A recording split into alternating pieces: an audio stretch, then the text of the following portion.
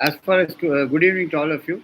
As far as today's lecture is concerned, it is about Indian Divorce Act 1869 as amended in 2001.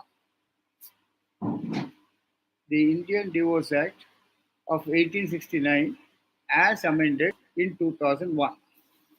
This particular act is the only codified act as far as divorce is concerned. This applies to the Christians and it contains grounds for dissolution, nullity, custody, and issues. And and the circumstances under which the marriage is brought to an end among spouses who are free to marry. So, first and foremost, the object of the Indian Divorce Act is this was passed way back even before the Contracts Act in 1869, and this covered all the Indian Christians. And 1869 Act was a very verbose act. It consisted of nearly 61 sections.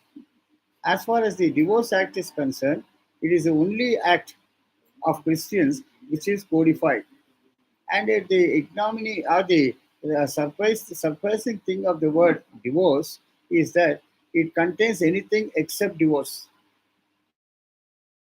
And please remember, as far as Christians are concerned, their marriage is solemnized by the marriage of what they call it as a minister of the church or in the church itself. And it is purely a contract between a man and a woman. First and foremost is it is why I'm saying it's a contract is before the marriage is solemnized, the priest who performs the marriage or solemnizes the marriage asks the bride, "Are you prepared to take this person so and so as your husband? Have you got any objection to take him as your husband?" Then this lady says, "Sir, I have no objection at all. I am prepared to take this person so and so as my husband." Then the husband is also asked, "Are you prepared to take Miss so and so, daughter of so and so, as your wife?" Then this person also says, "Sir, yes, sir, I'm willing to take her as my wife, and we want to get into wedlock." Then, after the offer and acceptance is received by the priest who performs the marriage, normally in the Christian language is called the minister of the church, and in among Muslims, is the person who performs the marriage is called the Pesh Imam. But as far as Christians are concerned, he is called the minister of the church, or he is called the head priest who performs the marriage ceremonies as far as Christians are concerned. This particular act, Indian Divorce Act, is the only enactment among all religions which is only codified.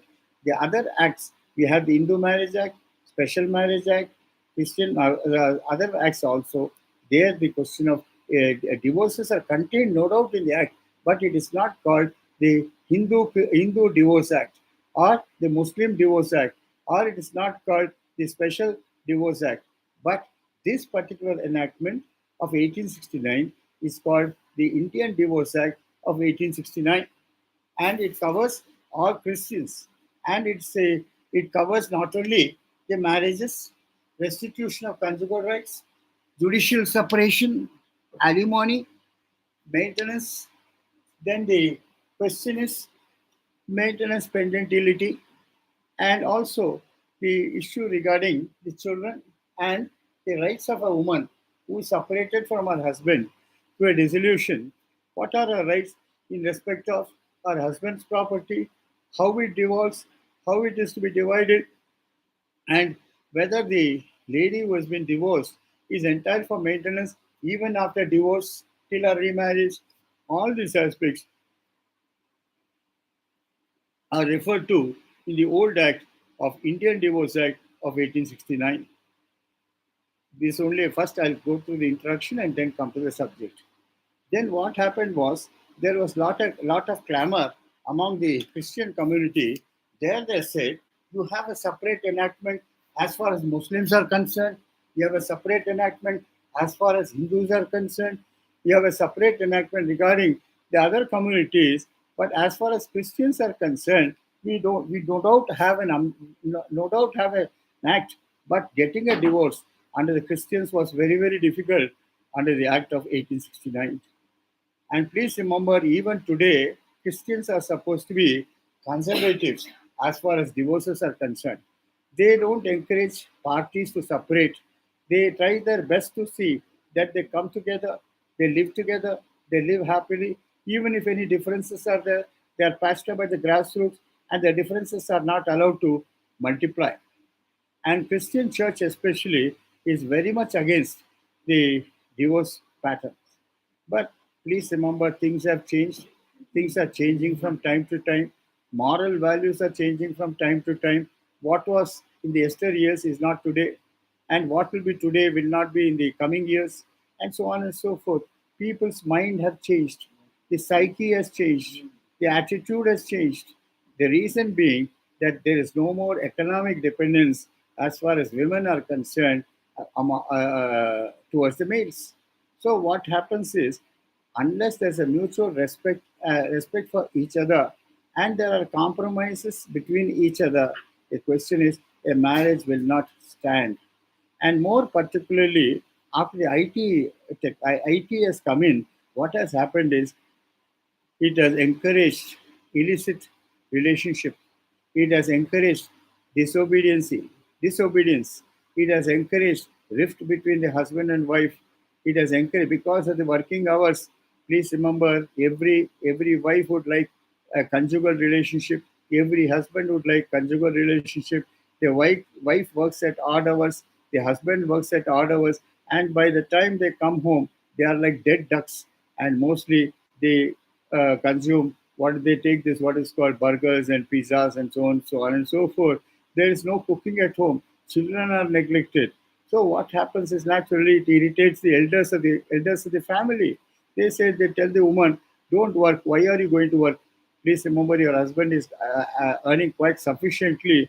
That is more than sufficient to maintain you and your husband and the future children who will come into this world. But please remember, girls are rebellious nowadays. They say, why should I leave my job? Why should I not work? I want to stand on my own legs. And please remember, there the revolt starts. And there the ruptures start between the husband and the wife. And most of the houses, most of the marital lives fail because of that reason. But once they go to church for conciliation, the father, they call them father, but in the legal language, is called the minister, who performs the solemnization ceremony of a marriage in the church. Please remember, as far as I've seen Christian marriages also, it is very, very simple. They exchange rings, they exchange garlands, and then the priest says, now you can kiss your wife, kiss your bride. And both of them come together, and wine is served to all the people who attend the marriage, and then a feast is hosted, and the marriage is over, and the certificate is given by the church. There finishes the marriage. Now, unlike our Hindu marriages or Muslim marriages, which involves lot of ceremonies. So here, mostly what happens is, in 1869, the act was framed in such a way because in 1869 we were under the hegemony of the East India Company, which was ruling this country. And most of you know that people from UK, especially the East India Company, was where they were all Christians, and normally they are Christian, what is called Roman Catholics or Protestants. And please remember, among Roman Catholics, getting a divorce is very, very difficult. The priest opposes it. He says, why do you want to divorce each other? Why don't you live happily? Why don't you live a conjugal life? Be happy and have some compromises also. You are always not right. Your husband is always not right. Let the life go on in a peaceful way. And normally the church discourages what is called divorces. But please remember, I told you also, things have changed, matters have changed, technology has changed, attitudes have changed, compatibility has changed, differences have changed. Then disputes are unbridgeable now. And please remember, economic dependence is no more. So with the result, what is happening is, among Christians, I've seen in my experience, very rarely they come to court. But today, spate of cases are pending as far as Christians are concerned, because the Indian Divorce Act has been made more flexible. Then slowly what happened was it survived the 19th century, and in the 20th century what happened was there was a rebellion on the part of the Christian community. There they said, why should you discriminate among Christians? And there are a lot of disparities as far as the Indian Divorce Act is concerned. Please amend the Indian Divorce Act. Then, at the request and the demand of the Christian fraternity, the Union government amended or passed a new act called the Indian Divorce Act of 2001. So, in all respects, no doubt some of the provisions of 1869 still remains, but the new provisions of 2001 has been introduced, whereby it's called now the Indian Divorce Act of 1869 as amended in 2001. And today, as far as the Indian Divorce Act is concerned, it all is almost brought in parity with the Hindu Marriage Act, with the Special Marriage Act, and other marriage acts which are prevalent. So today, how you read the act is Indian Divorce Act 1869 as amended in 2001. So this is the introduction part of it. As in Hindu Marriage Act, you have got the various provisions like what is called restitution of conjugal rights, judicial separation, divorce, then dissolution of marriage as provided under Section 12, we have the Hindu Marriage Act. Here also we have got a provision there.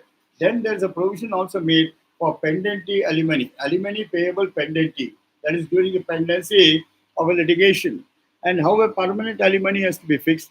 What will be the fate of the children who are born and what will be their fate after the separation of the spouses? All these things are provided under the new act, and it has undergone a drastic amendment. And today, even among Christians, divorces have become very, very easy. Are you able to understand, please? Now we go section wise, please.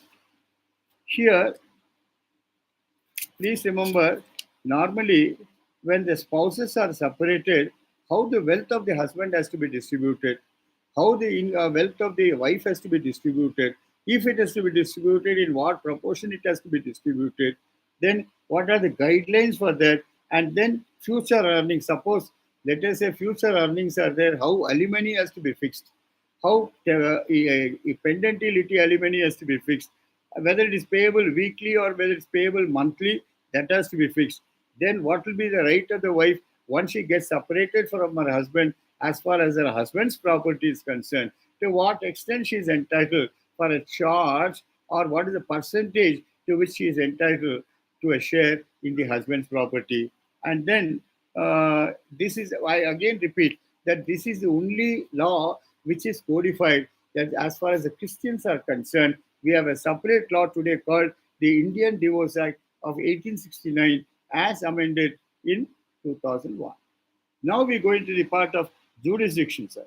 Then matrimonial jurisdiction. Please remember, the Indian Union is divided into two parts. One is called the presidency towns, and another is called the provincial towns. As far as the presidency towns are concerned, they existed even during the rule of the East India Company. We had only three presidency towns. One was Chennai. Those days it was called Madras, Kolkata, and Mumbai. Those were the only presidency towns. Please remember, even today, presidency towns in these three states have got the high courts of that particular presidency towns have got original jurisdiction. That means all matters relating to matrimonial matters, succession matters, family matters, admiralty matters, marine matters, or even some suits also lie to the High Court. You can file an original suit in those three presidency towns.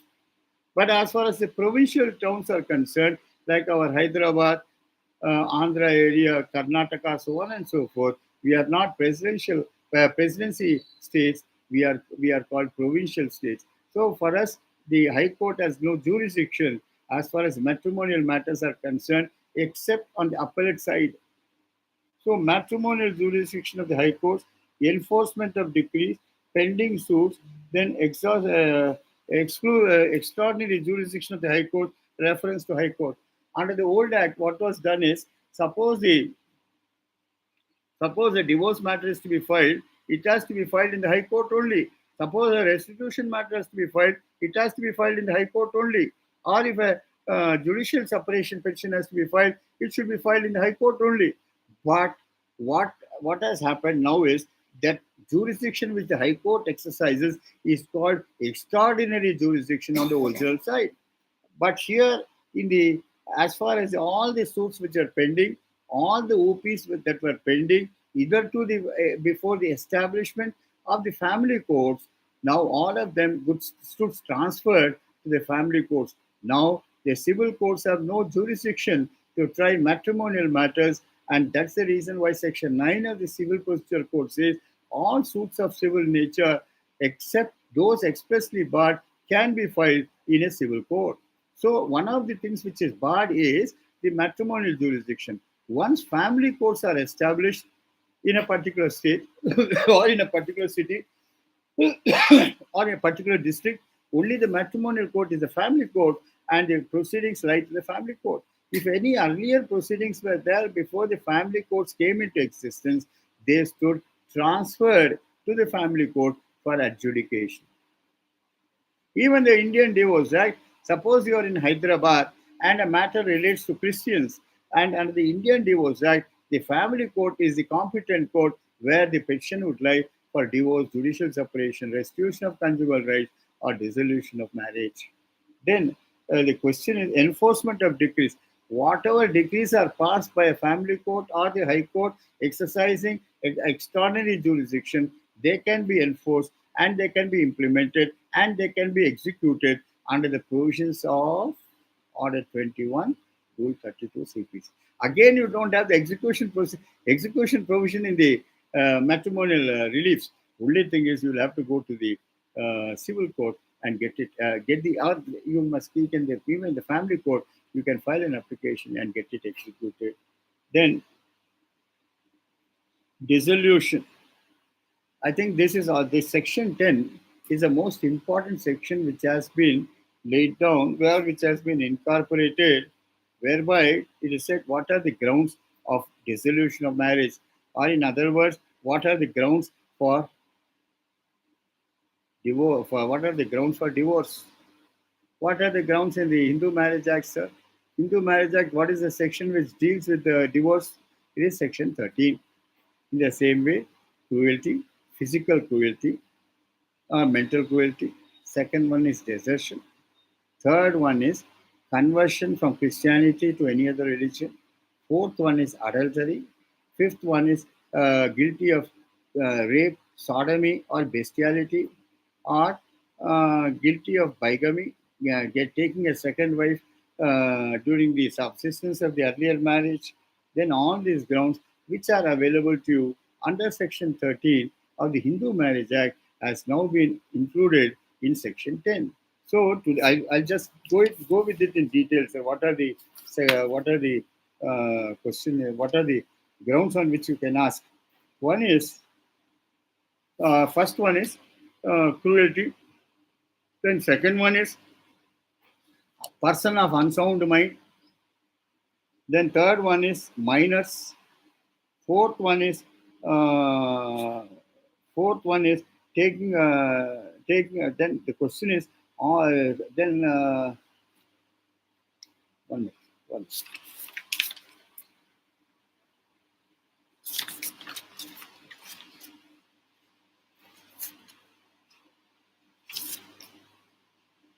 Previously, under the 1869 enactment, only 2 or 3 grounds were available to you. One was adultery, and second one was unsound mind. Third one was conversion to another religion. Fourth one is guilty of rape, sodomy, or bestiality. I think you are all mature enough to know the meaning of that. But here, the question is cruelty. There are two ways of looking at it, whether it is physical cruelty or mental cruelty. But in Indian law, it is said physical cruelty is not necessary, even mental cruelty is sufficient. I'll define what mental cruelty means. Suppose a wife, before the husband leaves for office, she takes a handful of chili powder and tries to throw it on the eyes of the husband and hurls vulgar abuses. and even degrading him, or goes to his office, defames him, defames his character, defames his integrity, or let us say she shouts like a schizophrenic patient. All these things coupled together, though there may not be any physical cruelty, the mental faculties of a person gets affected. He is not able to concentrate on his work. That is sufficient as far as Indian law is concerned. But as far as English law is concerned, coupled with mental cruelty, there must be physical cruelty also. There must be assaults. There must be what is called beating up, or let us say, or trying to use certain weapons to commit a particular offense. That is absolutely necessary as far as England is concerned. But in India, certain acts are there which annoys a person, which insults a person, which brings down his reputation in the eyes of his friends and relatives, or where he loses his entire mental balance and is unable to concentrate on his work, then in that case, it amounts to mental cruelty. And the leading case on that aspect is a case of course, it is not in Christians, but in Hindu law, Dastane versus Dastane, year 1975 Supreme Court, where they say highly educated people, the question is the mental cruelty is sufficient. Lot of catena of cases are there as far as matrimonial cases are concerned. It's not necessary that there should be physical assault, but sometimes what happens is mental assault or mental cruelty is much more severe than physical cruelty. Then next ground which was available under section 10 is that there should be what is called desertion. Desertion means where the wife leaves the company of the husband and lives elsewhere, and is for 2 years she does not join the company of the husband. Then in that case she is guilty of what is called desertion. But please remember what do you mean by adultery. Adultery means where a woman lives a life of a prostitute, or she leaves the husband and lives with someone else, and runs an open prostitution den, and she renders services to all and sundry, and the husband except the husband, then she is guilty of what is called adultery. Then I'm talking about the other side also. Suppose the husband is leading a wayward life. He is having a lot of relationship beyond the marriage, and then in that case also he commits the offense of adultery. Please remember, it is easier said than done. Adultery can never be proved, but perhaps the improved technology today, where we have CCTVs installed, unfortunately, privacy is gone because of CCTVs. CCTVs are also installed in the bedroom of the spouses. So whatever goes on is also known openly, and they are and without shame they display it in court by just filing a petition under 65B to to treat the electronic evidence as evidence in the case. And then unsound mind means divana, a person pictured under. The question is, suppose a person is suffering from unsoundness of mind, is incapable of performing his what is called functions as a husband, or a wife rather. I put it that way. The question is, it is a ground for divorce under section 10. Then next one is the husband or wife is suffering from a virulent communicable disease like VD, AIDS, or some other sexual disease which can be communicated easily, then in that case, it is also a ground for seeking divorce. Then next one is the a person, be it a husband or wife, who is not seen or heard for 7 continuous years by his relatives, by his friends, or the persons who have seen him, or the persons who are his co-employees, then he is. Please remember, there are two types of deaths. One is called physical death, and another is called mental death. But if he is not heard for 7 years, and in spite of the best efforts, in spite of the FIR being initiated, then in that case, law presumes that such a person is legally dead. Then next one is that no consummation. I think most of you are married people. I need not tell you what consummation means. Consummation is the relationship of a husband and wife in the bedroom as a spouses. If it is not there, then in that case, it is one of the grounds for divorce. And next one is failure to comply with a decree for restitution of conjugal rights. 2 years' time is given, where a decree is already passed for restitution of conjugal rights, where the wife is directed to resume the company of her husband, and for 2 years she does not join the husband, then the husband is entitled for divorce on the ground of failure to comply with an order with a decree of restitution of conjugal rights, and then or the husband is guilty of what is called a rape, sodomy. Sodomy is homosexuality. Bestiality, or bestiality means what is called as having sex with animals or beasts, that is called bestiality. Then all these grounds, the divorce is maintainable under the provisions of section 10. So this was not there earlier in the 1869 enactment. This amendment has been brought about by the Amending Act of 2001, where these grounds, one of these grounds being present, you can definitely seek for divorce on the ground of, on any of the grounds as laid down in section 10. Then, then in the Hindu Marriage Act, you have got a provision called 13B. But in the Indian Divorce Act, a new section has been introduced called Section 10A. That is called, under the Indian Divorce Act, a petition for mutual consent is maintainable under Section 10A. When is a petition maintainable, sir? When the differences have reached a crescendo, the marriage has broken down. Both the husband and wife are living separately. They find that there is no sense in keeping the marriage alive, and they want to separate and end their marital life, and both of them file a joint petition for seeking for dissolution of marriage by mutual consent and ask the court to dissolve their marriage solemnized on whichever day it may be. Then in that case, a divorce can be granted on the ground of mutual consent. Then, as far as section 11 is concerned, if you are going on the ground of adultery,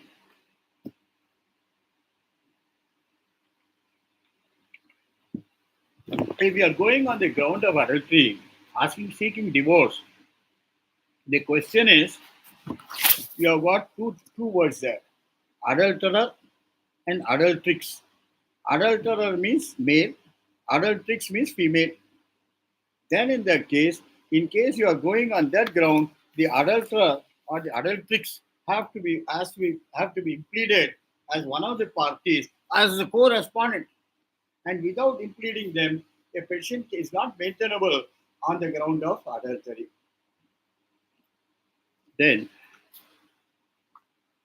one more thing is important. So, like Hindu Marriage Act, there shall not be any collusion, there shall not be any arrangement, or there shall not be any tie-up in filing the OP or filing the proceeding under the Indian Divorce Act, and should not look artificial. It should look natural, and there should be a paragraph which mentions that there is no agreement, no collusion, no compromise between the parties, and the petition that is filed is a bona fide petition and without any action. Then, sir, naturally, sir, people like my admins also appear for the husband will try to oppose the application. There are various grounds on which you can oppose the application. Please remember there is what is called res ipsa loquitur. Res, R-E-S space, ipsa, I-P-S-A space, loquitur, L-O-Q-U-I-T-O-R. That means res ipsa loquitur. The dictionary meaning of that word maxim is thing speaks for itself. For example, that's why in English there's a proverb, kettle calling the pot black. Suppose you're saying that the most cruel person or the villain or the Karnak is my husband. He indulges in physical assaults, and he also indulges in mental cruelty. And he also abuses me in the vulgar language. He also demands dowry. He also harasses me in every sphere and every activity. Please remember, you can easily say so many things. Once you want to get rid of an unwanted husband, you make so many allegations. Then in that case, please remember the husband also is not helpless. He will also fight out. And people, my admins, they are all experts in family court matters. What they will do, suppose God forbid, they appear for the husband. They take the defenses, saying, "Sir, my wife herself is the Kalnayaka. My wife herself harasses me. My wife herself is guilty of cruelty. My wife does not cook food for me. My wife harasses me in every sphere possible. My wife throws chili powder on my eyes when I'm going to my office. Or my wife comes to my office and then defames me and brings down my integrity and reputation. Or my wife tears my clothes. Or she does not clean the house properly, or she does not keep herself cleanly. All these things are there. All these grounds are available, sir. You can always oppose. Please remember, they say unless you clap with both hands, there is no sound. So please remember, once you make an attack, don't think that the other side will keep quiet. Other side also will hit back by raising various defenses. It depends upon the dexterity, it depends upon the skill, it depends upon the experience of the defense counsel who appears for the husband to raise all grounds possible, to raise all defenses possible, and oppose the maintainability of the application. That provision is what is called section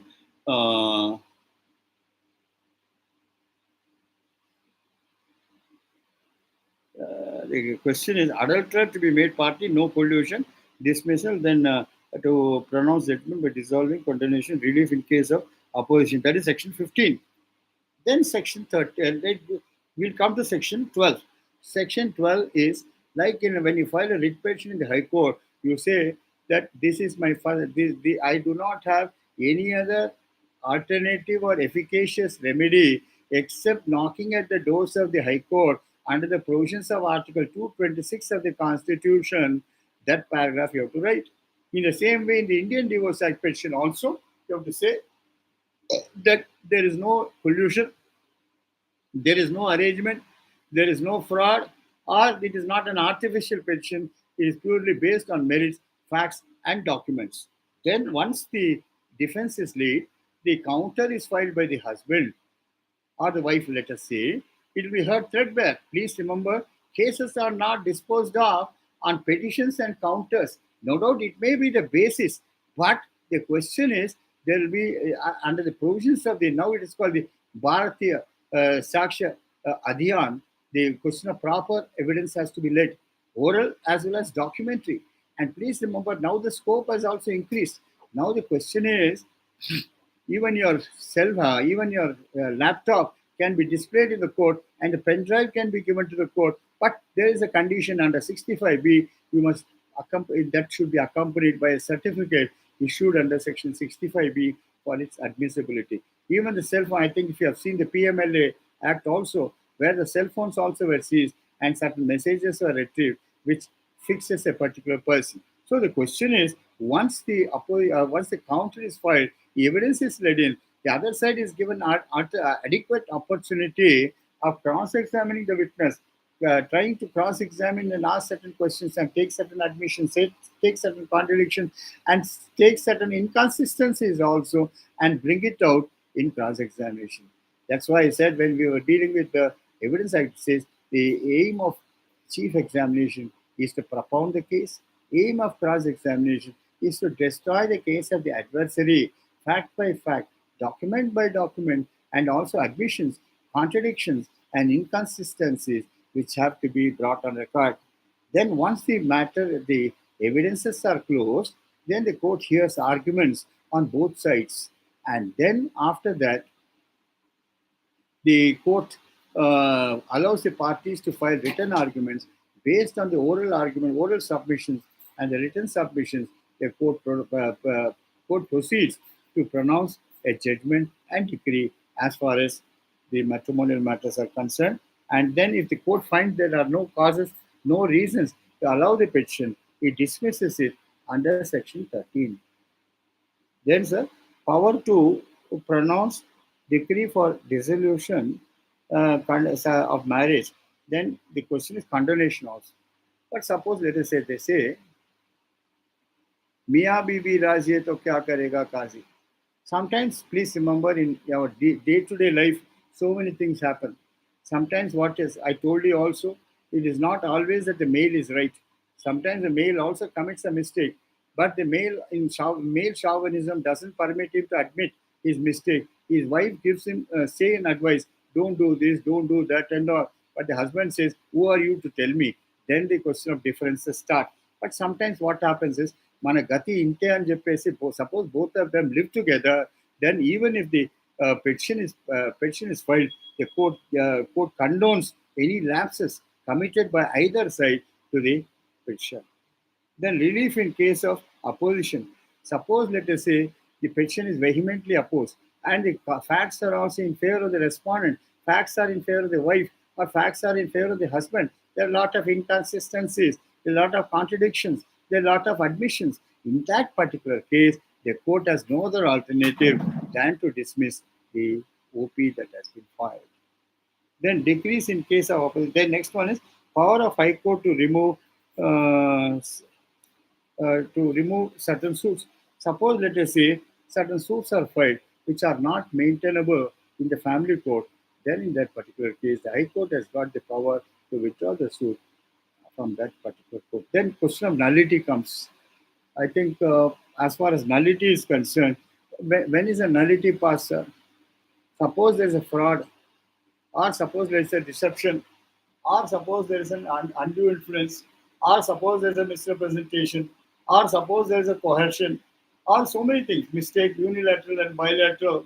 Then in that particular case, or let us say the girl is not of marriageable age, she has not attained the age of 18 years, boy has not attained the age of 21 years, it is not a permissible marriage, or let us say the husband has already got a wife living on the date of marriage. All these are, the husband is suffering from leprosy, or the husband is suffering from what is called a communicable disease, or the husband is not, of course, please remember, COVID is not a ground for seeking divorce.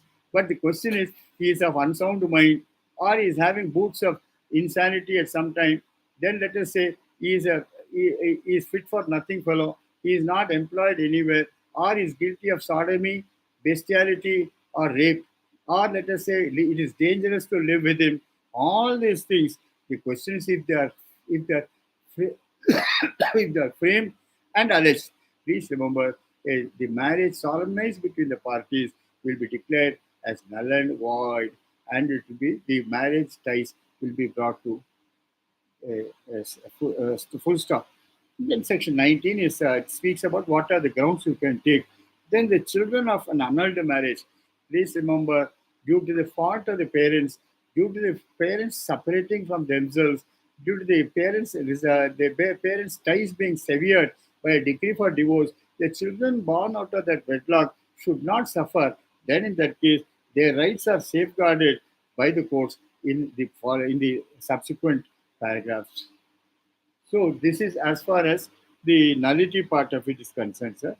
Then the next one is judicial separation. Here, judicial separation means it is not separation forever. I just define it in a very loose way to say it's separation from bed and roof. That is what is called judicial separation, where the husband and wife live under different roofs, live under different beds. They don't come together. They don't see each other's face also, and they separate and judicially. But please remember, why judicial separation is a lesser evil is a time is given to them to reconcile. Time is given to them to come together. Time is given to them to compromise. Time is given to them to rethink of the matter. And at any time they can come together. Instead of severing the ties forever, they are separated from the bed as well as the roof, and it is called judicial separation. Whatever grounds are available for divorce, under the provisions of Section 10 of the Indian Divorce Act, they are available as far as judicial separation is concerned. But here also, when I was dealing with the grounds of divorce, you cannot file a petition before 1 year. That restriction is there. Any marriage law, no matrimonial proceeding can be initiated within 1 year. Please bear that in mind. And second thing is, as far as mutual consent is concerned, the day when you file the petition for mutual consent doesn't mean that the court will grant the divorce immediately. No, 6 months' time has to lapse before it fructifies itself into a decree. The case will be called adjourned after 6 months, and then before that, there will be conciliation meetings also before the presiding officer in camera. And if they can't come together, the matter is called after 6 months. But there is an enabling provision also, like Hindu Marriage Act, where if exigencies are pointed out, or emergency is pointed out, and there is no chance of maintaining the marital ties, that period of waiting, cooling off period, as they call it, as 6 months, can be waived by the court in exceptional circumstances. Then, question is, suppose, let us say, an application is filed for judicial separation. Then, what is deemed is the wife is supposed to be a spinster, and she can also, after divorce is granted, she can enter into a remarriage.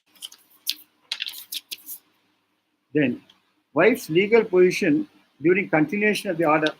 Suppose, let us say, a petition for judicial separation is passed, a decree is passed for judicial separation. Then, for the 2 years period where she has to wait, for that period she is supposed to be a spinster because she has no sexual ties with her husband or with anyone else.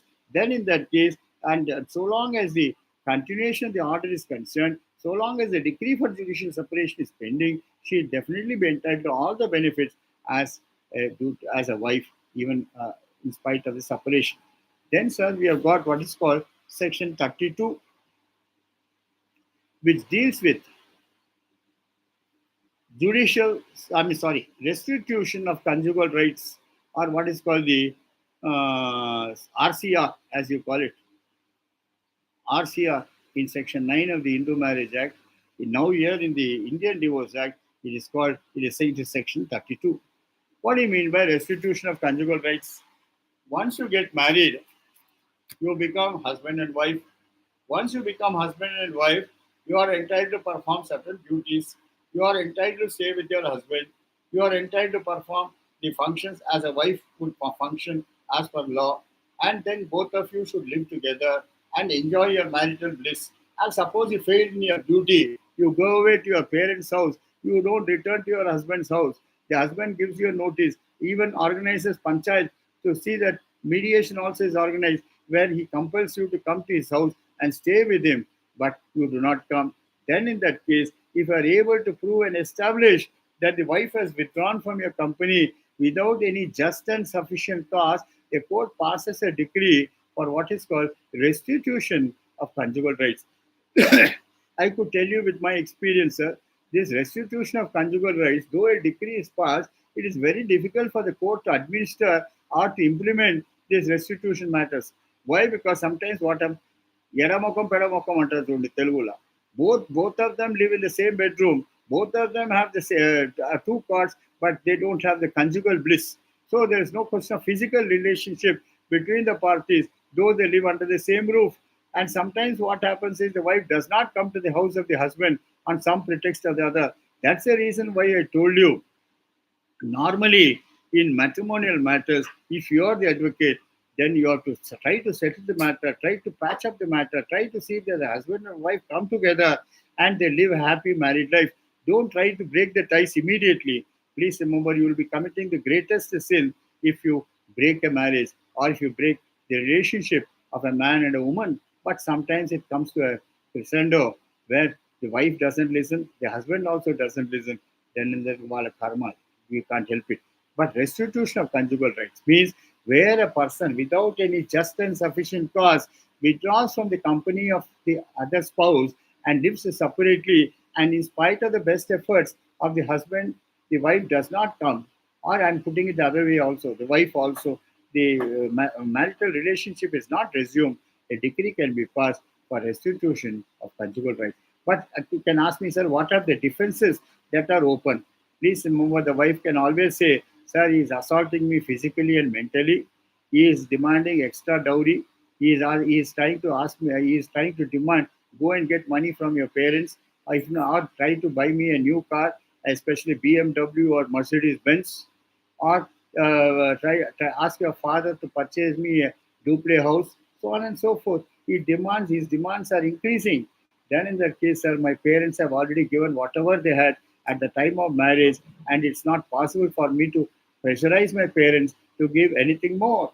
And when I refuse to do that, he tries to beat me, he tries to assault me, and he tries to poison me, he tries to kill me. And it's very, very dangerous for me to live with him. And there's a danger to my life and limbs if I continue my conjugal company with the husband. So I don't want to go and live with him. Please remember, in that case, what happens is the court will hear the respective submissions, the admissions, the admissions, inconsistencies, contradictions, and then decides the case accordingly. Then next 33 is answer to the petition. Sir, I told you this one already. What is the defense you can raise, sir? The defenses is various defenses. There's a danger to your life and limbs. There's a regular physical assault and mental assault. You have lost your peace of mind, and you are not allowed to do your things properly. Or your husband is not providing money for your domestic expenses. Or it is, if I live with my husband, I will be killed at any time. I don't want to live with my husband. Those are all the defenses which a wife can take. Then in that case, the court hears the respective submissions and then the evidence on record and then decides the case accordingly. That is what section 33 deals with.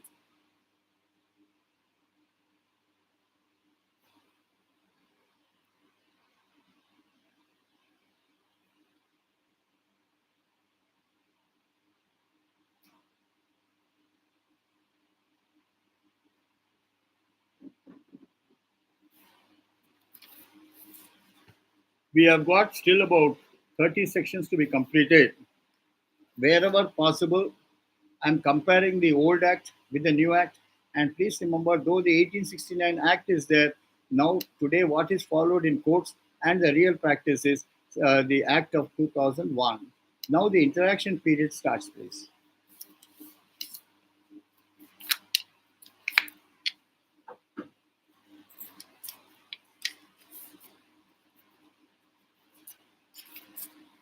Any questions? Any question, please raise your hands and then ask me, sir. No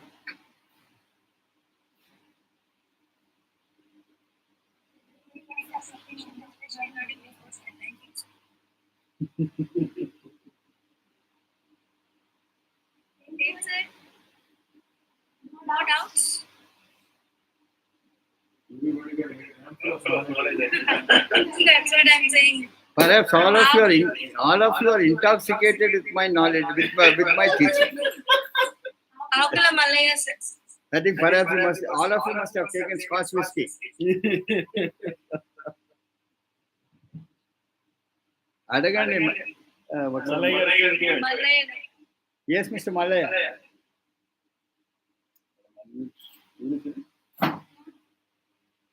Good evening, sir. Yes. Yeah, my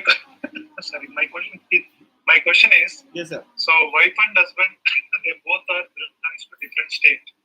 So they tied up with the marriage wedlock, and they are now looking into separate. Yes. But how can we proceed and where we can file the case? Because a guy from Bengal and this lady from Maharashtra, and they are living in Hyderabad. They are living in Hyderabad. Yeah. See, the question is, as far as jurisdiction is concerned, place of marriage, place of last residence. Last residence, if it is in Hyderabad, Hyderabad courts will have jurisdiction. Either place of marriage or place of last residence. But if she's a woman, she can file it at any place where she resides. Because exactly.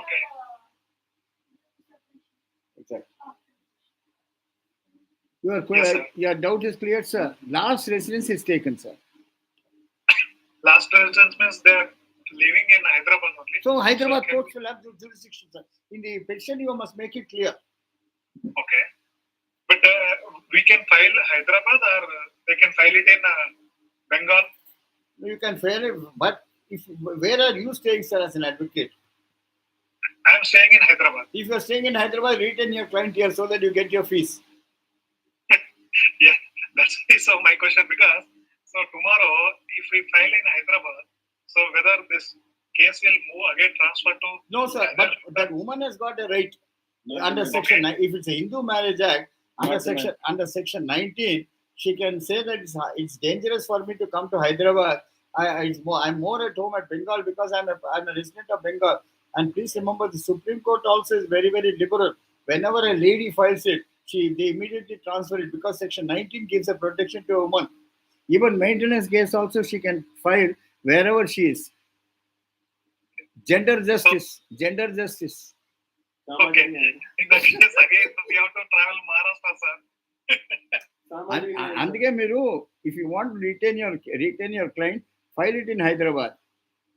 Of Yes, course, sir. Even though if we file it in Hyderabad, they are again going for filing the transfer petition.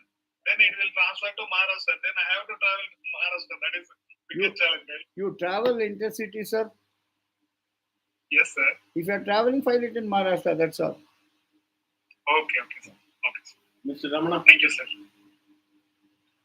Mr. Ramana. Yes, sir. Ramana madam. Ramana. Sir, good evening, sir. This is Ramana Rao. Yeah. Can you hear me? Yes, sir. Carry on. Yes. Sir, I have two questions. Yeah. The first question is, the wife has voluntarily deserted the matrimonial home Right. about 1.5 years ago, Right. and she's staying separately. Right. And now she's insisting on a mutual consent divorce and agreement for which the man is ready to pay 50 lakhs, but then the wife is asking the share in the property as well, where the whole thing is got stuck. Now, Sure. is it advisable to, and the man is ready to, he's looking after everything. They got 2 children and their education and everything is looked after by the man. Right. So, is it advisable that he files an RCR? He is willing to take her into the matrimonial home. The marriage is of about 20 plus years. And she has deserted about 2 years ago and she is staying separately. The kids are taken, kids are maintained by the man. So, is it advisable to go for a RCR? Or is it advisable it is better you go for RCR because you can avoid payment of maintenance, sir. Because the question is neglect is not there. So the question is you can say, yes, I'm sir. prepared to take her back. But And please when remember, you if file an SCR, it's more dangerous if find it's, yes, sir, if it's more dangerous if it's under the Indian Divorce Act, because Indian Divorce Act of 2001 says the woman is entitled for 50% of her husband's property. okay, sir. So it's better to go for RCR. Better, 100% safer. But one thing, And if you go for RCR, you have to wait for 2 years after the decree to ask for divorce. Oh, fine, sir. We are not in a hurry to file for divorce as such. And the second thing Sir, is... one thing I would advise you, sir, simultaneously, what is the ages of the children, sir? Children are 24 and 22 and 20. Majors. Majors, both are majors. They are earning? Then one is doing MTS in one of the colleges and the other one is studying architecture. Okay, but since they are majors, they are not entitled for maintenance, sir. The Yes, that's true. wife may get. Yeah. The other thing is, during alimony, if the alimony has to be decided, can it be one lump sum as well as periodical as well? It can be periodical or best shanigram unte ఒకటేసారి తప్పించుకోవడం better. That is pay at one time and get a full settlement recorded. So can it be given both? Alimony at the court can grant both the one-time alimony as well as under the Indian Divorce Act, it can be granted yearly, it can be granted monthly, it can be granted weekly also. But in the Hindu Marriage Act, there is no such provision. Alimony has to be paid at one stretch. Okay, sir. Thank you so much. Thank you so very much. Regards.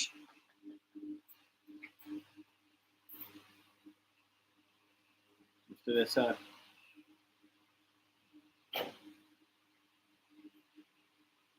Mr. SR.